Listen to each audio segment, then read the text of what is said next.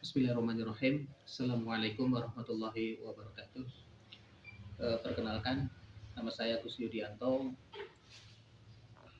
salah satu dosen di perguruan tinggi Universitas Wiralodra Indramayu, dengan nomor induk dosen nasional NIDN 0424 08 7404.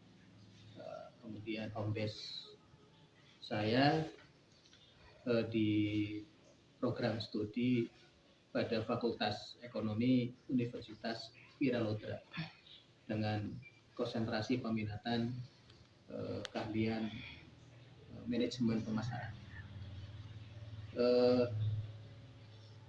Dalam mengampu mata kuliah pembelajaran ini adalah bersifat keahlian, skill, yaitu manajemen resiko, dengan 3 SKS, bahwa pembelajaran deskripsi mata kuliah ini adalah bagaimana memberikan konsep pemahaman manajemen risiko, kemudian juga makna manajemen risiko, kemudian pemanfaatan, kemudian juga mengidentifikasikan risiko, kemudian pengalihan risiko, dan juga ada penanganan risiko pada fungsi-fungsi di perusahaan, baik sumber daya manusia, kemudian pada manajemen personal, pada manajemen pemasaran dan manajemen keuangan. Kemudian ada metode penanganan risiko pada baik yang kuantitatif maupun kualitatif, dan pengalihan sebuah asuransi, kemudian menilai pada tingkat probabilitas. Nah, kemudian dalam pembelajaran ini kita dengan partisipasif terhadap mahasiswa, bagaimana kita merencanakan pembelajaran, kita menyiapkan materi, di samping ada dari mahasiswa untuk menyiapkan sebuah materi nanti sebagai presentasi, tentu dengan makalah, karya tulisan atau artikel yang nanti akan disajikan. Kemudian juga dalam pelaksanaannya, implementasinya adalah dengan diskusi, pemaparan ceramah dan tanya jawab di dalam evaluasi nanti. Kemudian dalam merefleksikan penilaian, kita ada sebuah session tanya jawab.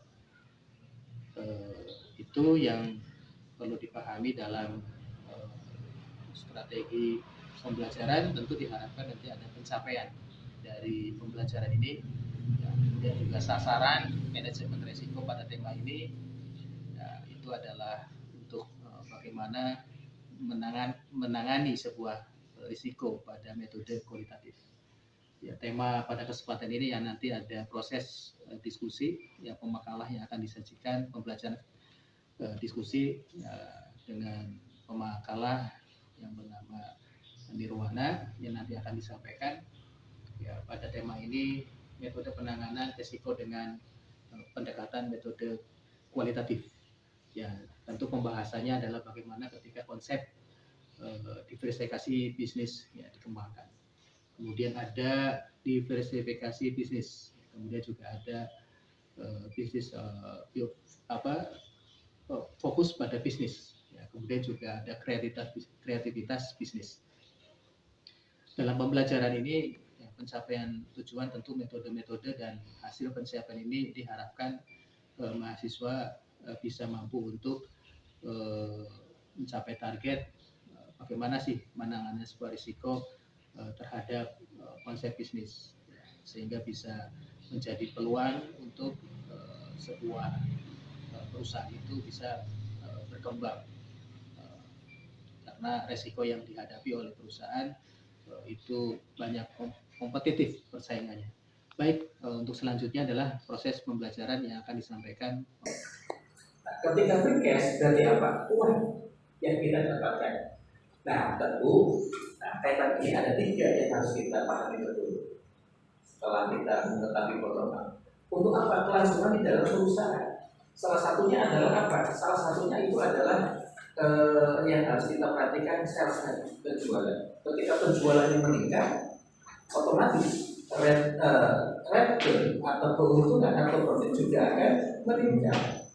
Nah, masalahnya ini, ya, sebelum pandemi dan sesudah pandemi, ketika pandemi, penjualan sebelum pandemi kan meningkat.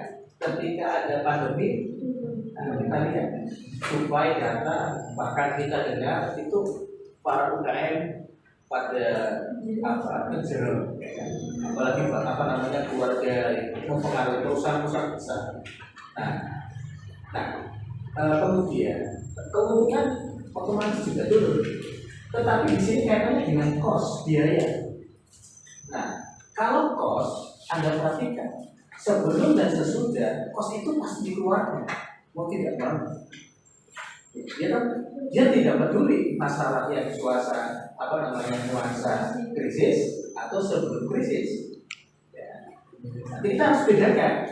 Berarti apa yang harus kita lakukan supaya nanti sustainability perusahaan itu? Maka yang terjadi di sini adalah yang harus dilakukan adalah terkendalikan, harus dikontrol. Yang lebih utama pada cost-nya, ya kan? Kalau cost tidak terkendalikan, ini sangat berbahaya. Sama dengan Anda, nggak ngapa-ngapain, Anda terus meningkatkan biaya, tapi kan akan rugi. Ya. Nah, sekarang kondisi pada saat seperti ini, ketika perusahaan itu taruhlah misalnya perusahaan itu rugi, tapi tetap berjalan. Apakah dikatakan biaya itu perusahaan itu dikatakan bangkrut? Apa alasannya? Karena tetap berjalan luar biasa. Dan dikatakan perusahaan itu bangkrut ketika manakala apa? Berhenti. Nah, ketika dikatakan berhenti itu kenapa? Tidak ada penjualan, tidak ada kegiatan, sehingga apa? Tidak ada uang. Tapi ketika perusahaan itu dikatakan jalan, walaupun rugi itu belum dikatakan bangkrut. Tapi ketika perusahaan dikatakan bangkrut, manakala adalah ketika dia tidak ada sama sekali. Makanya ketika Anda tidak ada motivasi untuk belajar, turun. Tapi ketika Anda masuk untuk tetap semangat untuk belajar sampai pada titik penghabisan nanti di semester 8, itulah yang ada sebelum peruntukan yang terhadap diri Anda. Kira-kira begitu filosofisnya. Oke, lanjut. Nah, kemudian diversifikasi vertikal dan horizontal di atas ya berarti. Artinya apa? Perusahaan memasang produknya banyak perusahaan lain yang jaringan network. Dan berarti kita bicaranya semua terhadap perusahaan itu. Perusahaan bertahan seperti ada produk songkok gitu kan, ada produk cetak Al-Quran, kemudian baca-baca kita. Perusahaan di Semarang itu sampai sekarang masih berjalan. Ketika tahun 98 dia runtuh. Nah, ketika runtuhnya apa? Bukan berlalu kemudian dia bangkrut, tapi dia kolak, tapi dia tetap bertahan karena dia di bisnis produk yang namanya ada namanya Sepeto itu perusahaan yang ada di Semarang yang menghasilkan produk Al-Quran itu. Nah, kalau perusahaan, sekarang kita coba ke konvensional perusahaan pos dan giro. Kenapa dia tidak runtuh? Telkom, kenapa dia tidak runtuh? Padahal dia kalau habis ya, dengan produk-produknya itu guys. Nah, di situ ya, dia melakukan sebuah investasi project ya, jasa karena kerjasama. Kemudian kalau Telkom itu dia mengembangkan jaringan yang terakhir semakin dia kalah dengan HP. Sekarang mungkin lenyap ya. Kenapa ini? Nah, itu inovasi. Nah, itu. Oke, ada sudah paham. Yang horizontal itu bersifat nyamping. Dengan produk ini saat mungkin produk tersebut dapat menarik pelanggan. Oke. Nah, kemudian kita pada pembahasan ini yang harus diperhatikan adalah ini mengurangi resiko, lebih menguntungkan untuk diversifikasinya. Bagaimana dia? Jangan sampai Ya, investor ketika membangun bisnis itu mengalami kerugian dengan cara bagaimana? Nah, tapi dengan ketika investor masuk di dalam bisnis, dia juga akadnya harus jelas. Nah, ketika dia menanamkan saham, menanamkan sebuah untuk membangun bisnis, ya, sebagai investor, ketika ada loss, ya akadnya kita sama-sama membangun loss and profit. Jadi ketika adanya keuntungan, maka kita bagi hasil itu. Tapi terjadi ketika loss, apa yang terjadi? Maka sama-sama juga membagi terhadap kerugian. Itu namanya secara transaksi yang baik. Tapi kalau misalnya hanya sepihak, konvensional, mazhab, ya itu ya silakan. Tergantung dari nanti bagaimana pemahaman ketika itu. Sama dengan pinjaman bank, ketika bank pinjaman di konvensional, ketika ada misalnya pinjam kemudian bangkrut, pihak bank nggak mau tahu. Yang penting itu utang sama bank, ya kan? Nah itu paham konvensional sama, ya, sampai terjadi. Oke, kemudian ada keuntungan diversifikasi. Ya. Kekurangannya adalah apa yang harus kita lihat. Ya, jadi salah satunya adalah membatasi peluang investor itu tumbuh. Jadi ada semacam persaingan kompetitif. Nah, salah satunya yang harus kita usahakan investor terus berkembang. Ketika usaha satu berkembang usaha kedua, ya itulah yang disebut dengan berkembangnya sebuah usaha. Jadi dari kecil walaupun besar apa ukurannya, ketika dia itu ada usaha satu kedua, nah, tapi memang itu kita kembali pada dasar tadi, kita memang harus fokus. Nah, setelah kita fokus, kita bisa melakukan diversifikasi jaringan, melakukan diversifikasi produk, melakukan diversifikasi usaha atau bisnis. Ya, lebih besar. Kalau model strategi bisnis model kanvas itu ada yang disebut kata kuncinya itu adalah revenue stream. Ya, jadi revenue stream itu penghasilan diusahakan bukan hanya profit, diusahakan itu untuk identifikasi keuntungan itu ada nilai 2, 3, 4 dan seterusnya. Misalnya pernah saya ceritakan. Misalnya usaha yang satu ya, bisa dijadikan ada identifikasi keuntungan 2, 3 dan seterusnya. Apa misalnya pertanian ya. Misalnya pertanian itu apa kira-kira?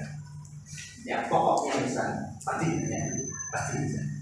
Ya, dia akan menghasilkan gabah kita jual. Yang satu sekarang ada gabah berapa? Yang satu. Ya. Ada naik ada turun ya. Ya, dampak kalau pembangunan ekonomi kita semakin ketinggalan. Ya, karena padahal kalau dikelola dengan baik, pengelolaan itu luar biasa. Kalau dengan baik. Nah, usaha utamanya tadi mendapatkan keuntungan dari hasil jual beli. Nah, kita bisa menciptakan untuk bisa mendapatkan keuntungan dari hasil jual beli tadi. Apa kira-kira? Bukanlah toko obat awalnya. Silakan, pokoknya itu ada lembaga diversifikasi produknya apa. Selain itu apa kita jual itu? Yang ketiga apa? Yang ketiga, Anda tahu seperti apa? Winnie Jual bibit Winnie. Nah, yang keempat alat pertanian. Bukan luar biasa. Orang kan tidak berpikir ke sana. Karena tingkat pemahamannya ya belum menyasar ke sana. Kelima bisa jadi barangkali. Bisa, boleh gitu. Yang penting dalam pengelolaan itu betul-betul ada sebuah perencanaan yang matang, pengelolaan usaha yang fokus. Di sana barangkali punya ide apa? Sorum apa bisa? Oh iya, jualan betul. Display. Ada beras IR, ada beras XJ. Ya tadi kan IR, kemudian ada XJ. Belum aja. Ada IR. Indonesia lagi. Ada rojo lele. Berarti lelenya raja. Ada king dangdut misalnya. Apalagi itu. Itu Pak. dikasih brand aja gitu. Oh, brand. Ya, brand. Tapi itu kan menciptakan brand ya. Iya. Terus apa lagi tuh? Pandan Madi itu kan merek-merek ya kan dari Cianjur gitu kan. Kalau Indramayu apa? Enak kebo. Enak kebo. Nah itu produksi kamu di sini. Kemudian buka semua toko. Ya, itu berapa kita? Luar biasa. Ada ya Pak? Itu barusan yang bisa diidentifikasikan menjadikan sebuah peluang keuntungan untuk mengurangi sebuah risiko tadi. Ya kan? Kalau misalnya ini gagal ada ini gitu kan. Tentu juga kami punya substansi pemikiran, tapi barangkali Mas Tarik. Mas Yunus.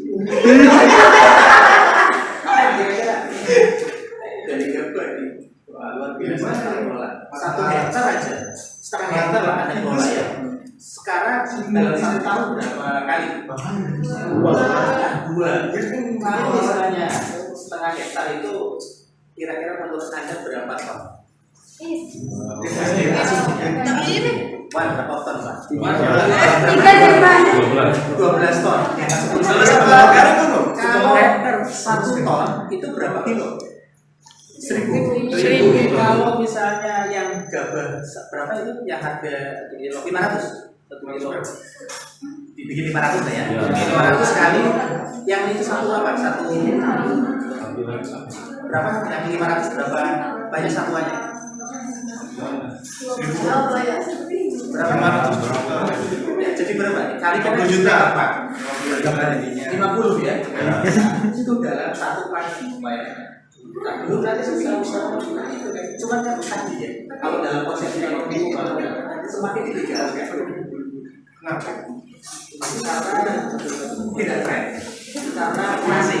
Tapi kita karena itu. Nah itu dia. Ya kan. Jadi lahan-lahan juga bukan hanya disalahkan kepada pihak individu, ini juga akibat dari perubahan urbanisasi. Kaum muda lebih cenderung bekerja ke sektor lain. Kemudian yang kedua, semakin sesempitnya karena lahan nanti ada khusus penjelasan itu di ekonomi pembangunan. Kalau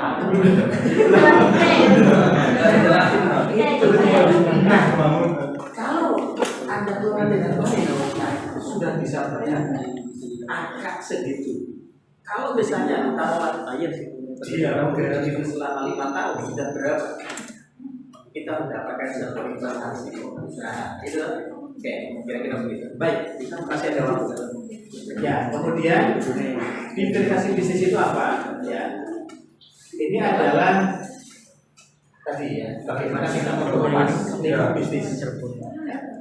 Jadi kita melihat ketergantungan pada berbagai bisnis dari produk yang lebih. Jadi kita baru tadi mengembangkan kira-kira begitu.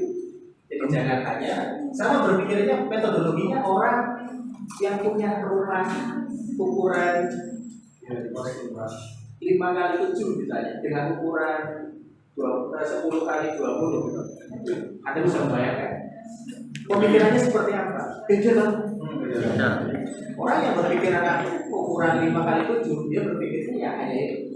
Tapi ketika ukurannya 10 dengan kali 20 dia akan lebih luas.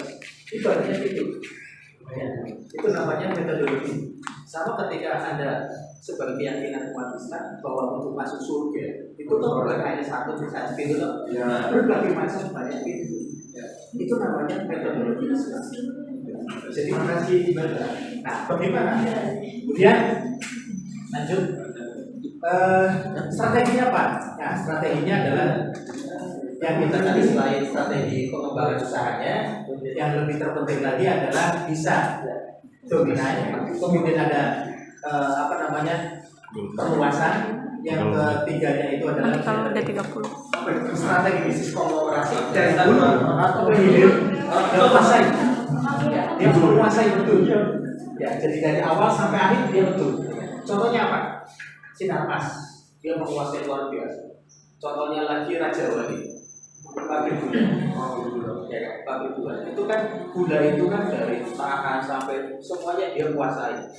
Ya, kemudian ada lagi. Jadi dia dari dulu sampai ini dia kuasai betul. Nah, itu namanya konglomerasi. Yang keempatnya itu adalah akuisisi, gabungan. Misalnya yang sekarang gabung itu yang disebut dengan Bank Syariah Indonesia. Gabungan dari 3, BRI Syariah, BRI Syariah, Mandiri Syariah.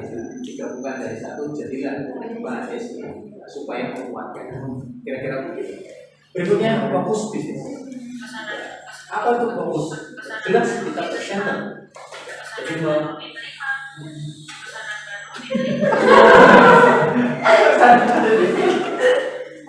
tidak apa-apa.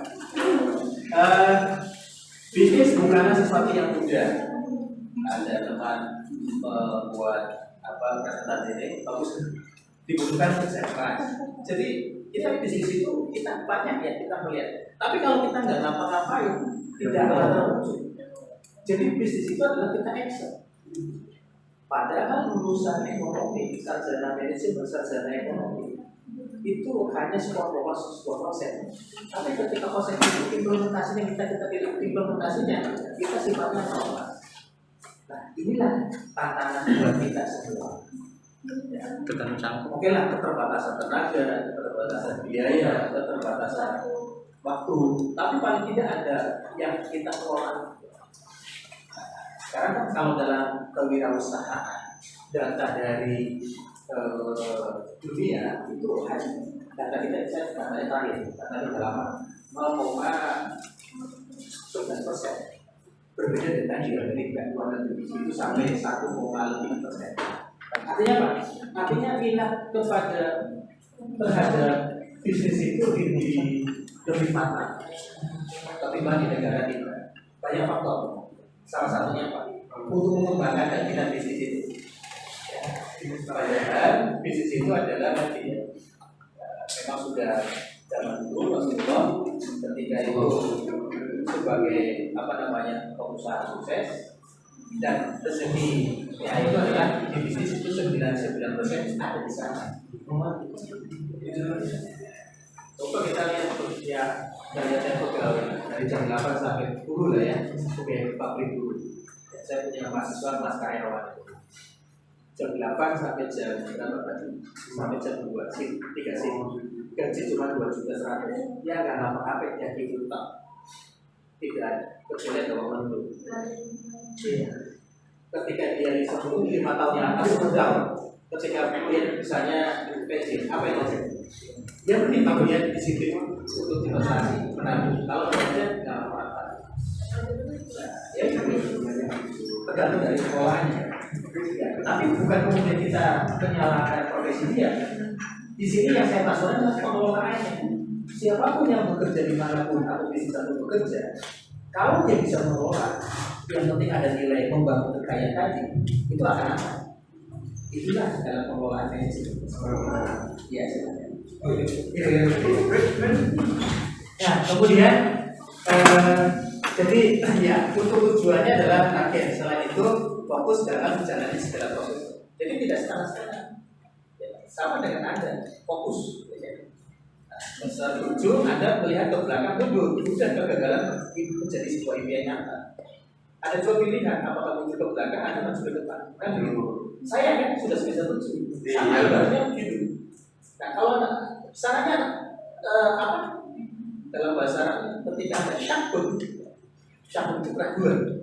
Syakun.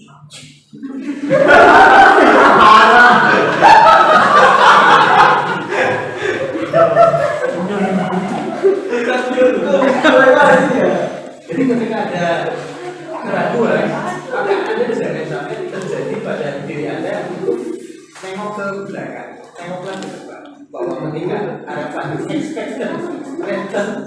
harapan ke depan itu ada. Jadi harapan ke depan itu di masa depan itu ada. Gimana? Ya kita harus yakin. Bahwa yakin itu dalam bentuk bukan. Apalagi bercerita berdasarkan pengalaman orang-orang yang tadi sukses. Jadi tidak instan, ada sebuah proses yang sekarang sudah prosesnya sudah tertuju, ada verifikasi. Kira-kira begitu filosofinya. Nah, kenapa harus fokus? Satu, dia efektif. Ya, kemudian tidak menambahkan sebuah energi jelas. Ya, kemudian dalam pengembangan bisnisnya juga dia bisa lebih baik membangun. Nah, ini image brand. Bahasa filosofis dalam Al-Qur'annya al-asr. Ada 3 ayat. Ya. Siapa yang apa yang bicara temanya apapun. Yang kedua filosofi. Orang yang mengabaikan akan rugi kecuali siapa? Ada 2. Orang yang beramal baik dan beramal soleh. Beramal baik tapi tidak soleh, jiplak. Orang yang beramal soleh tapi tidak baik, geong. Jadi itu tidak beres bahasa aplikasinya, tidak seimbang. Nah, maka disinkronkan antara amal baik dengan soleh supaya apa? Kekuatan batin kita itu seimbang. Kira-kira begitu. Nah, kalau misalnya amal baik tidak melibatkan, amal baik nah, jadi yang terakhir yang saya jelaskan ini adalah kita harus bangun di dalam bisnis. Kita buat target, kemudian sebagai prioritas kenali posisi pada saat sekarang, cari bantuan tenaga. Kalau itu yang disebut dengan mentoring. Anda misalnya pengen bisnis apa? Anda pengen belajar tentang bertani, Anda cari mentoringnya siapa? Untuk belajar tentang sebagai pengetahuan yang harus kita dapatkan ilmunya. Ya, jadi kesimpulannya ya bahwa yang kita maksud di sini adalah di samping ketiga tadi ada kreativitas bisnis. Apa kesimpulannya yang kita bangun? Ya, berpikir positif, ya, mencari sudut pandang yang lain, mengambil tindakan, disiplin dan selalu kreatif dan bertanya. Kira-kira begitu untuk tema metodologi manajemen resiko terhadap menggunakan metode kualitatif. Ya, mudah-mudahan ada yang bisa dipahami. Ya, kemudian ada yang ditanyakan tentang baik kreativitas, kemudian juga bagaimana membangun bisnis. Ada yang tanyakan apa yang kita dapatkan juga kita membangun sebuah resikonya. Ada yang tanyakan? Silakan. Jelas? Jadi intinya ada 3 yang membangun bisnis supaya continue. Pertama, harus bangun return on asset. Yang kedua, kita harus mengembangkan profit. Yang ketiganya adalah operating cash flow. Kita harus membangun kegiatan cash flow-nya. Cash flow turun itu sangat berbahaya. Oke, saya kira itu. Nanti kita lanjutkan pada diskusi hari ini yang disampaikan oleh Nirwana. Silakan Nirwana.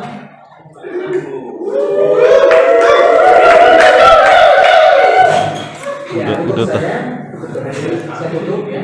Assalamualaikum warahmatullahi wabarakatuh. Waalaikumsalam warahmatullahi wabarakatuh.